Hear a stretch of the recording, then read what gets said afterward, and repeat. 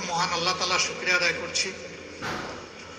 আপনাকে ধন্যবাদ জ্ঞাপন করার পাশাপাশি সারা দেশবাসী এবং বিশেষ করে আমার নির্বাচনী এলাকার সম্মানিত জনগণকে ধন্যবাদ এবং কৃতজ্ঞতা জ্ঞাপন করছি। তারাই আমাকে এবং আমাদেরকে এখানে কথা বলার সুযোগ করে দিয়েছেন তাদের মূল্যবান ভোটের মাধ্যমে।